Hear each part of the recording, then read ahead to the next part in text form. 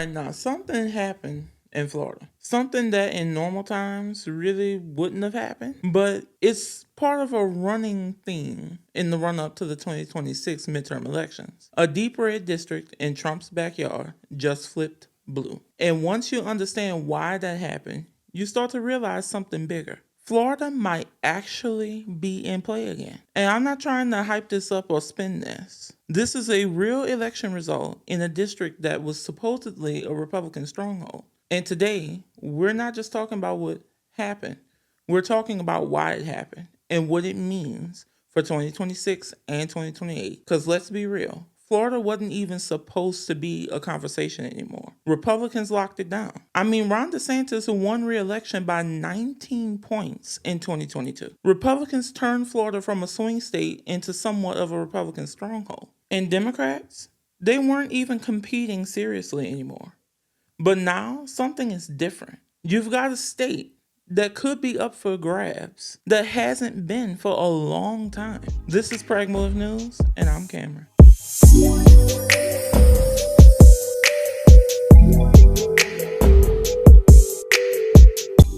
Now here's the thing.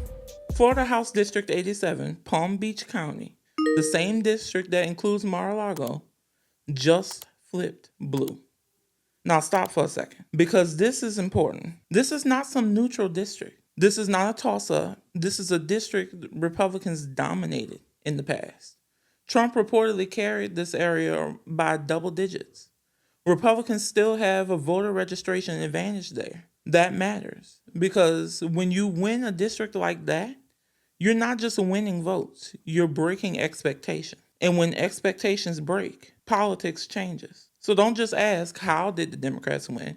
Ask the real question, why are Republicans losing ground in places like this? Now, this is where some people get it wrong. They think that this is about one candidate. It's not. This is about pressure building under the surface.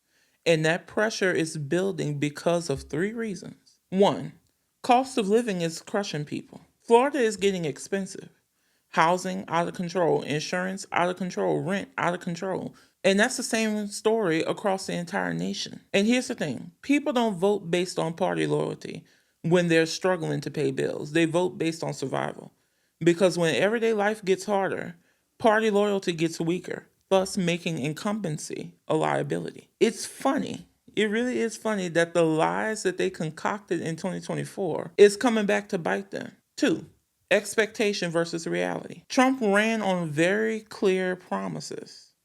He said he'd bring down costs. He'd stop the wars. He'd focus on criminals.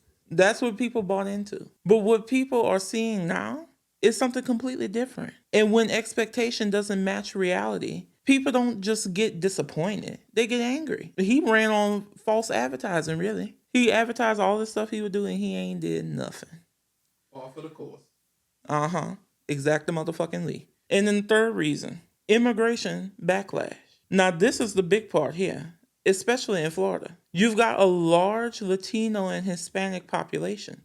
Some born here, some naturalized. And a lot of their family might be undocumented. And this group has been trending Republican in recent years.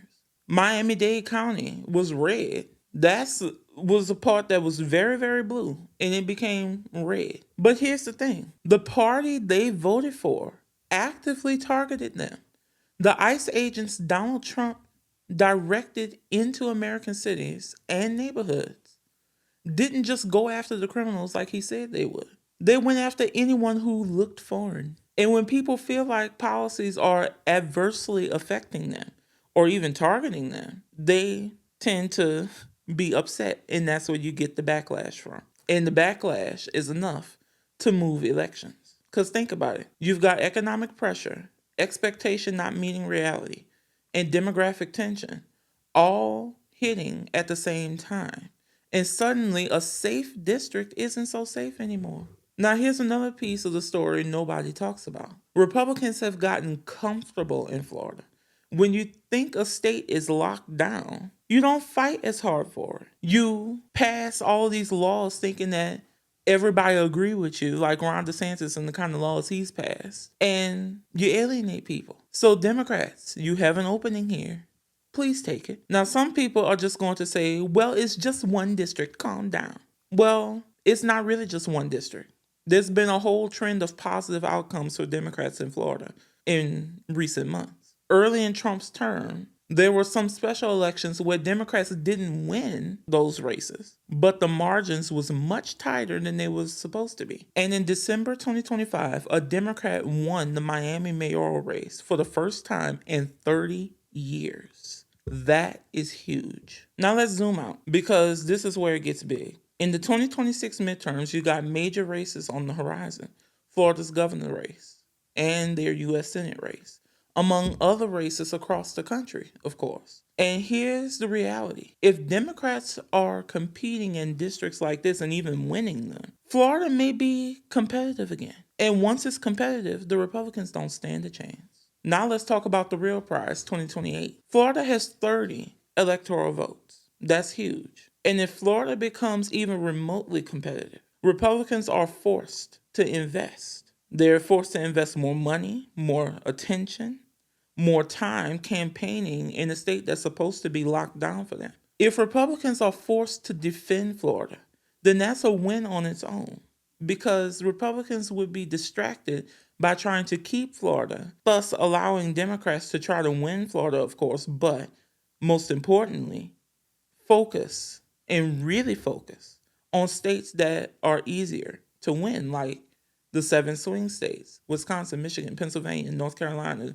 Georgia, Arizona, and Nevada. So, of course, I'm not saying Florida flips tomorrow. Let's be real. But what it does mean is that the idea that Florida is permanently red is wrong. And you're starting to see something here. Small cracks in MAGA world. And once those cracks start forming, they don't stay small. Because here's the thing, political power always seems permanent until it isn't. Florida used to be the ultimate swing state. Then it locked up red. And now we might be watching it shift again. And if it continues to shift, it could signal a return to pre-2016 era politics where Democrats was winning by large numbers. 1992, Bill Clinton won with 370 electoral votes, losing Florida. Then in 1996, Clinton won re-election with 379 electoral votes, winning Florida. Florida made George W. Bush president and voted for him again in 2004, winning both times without ever getting over 290 electoral votes. And in 2008, Barack Obama was elected with 365 electoral votes, flipping a lot of states: Iowa, Ohio, Indiana, North Carolina, and most importantly, Florida, among others. And in 2012, Indiana and North Carolina went back to the GOP. And Iowa, Ohio, and Florida voted for Obama again, rounding out his 332 electoral vote victory. So it's very possible for that to happen again because this is about momentum. And momentum is what decides elections. If Florida is back in play, that changes 2026 and 2028. And Republicans are not going to like said change. This is Pragmotiv News. I'm Cameron. See y'all next time.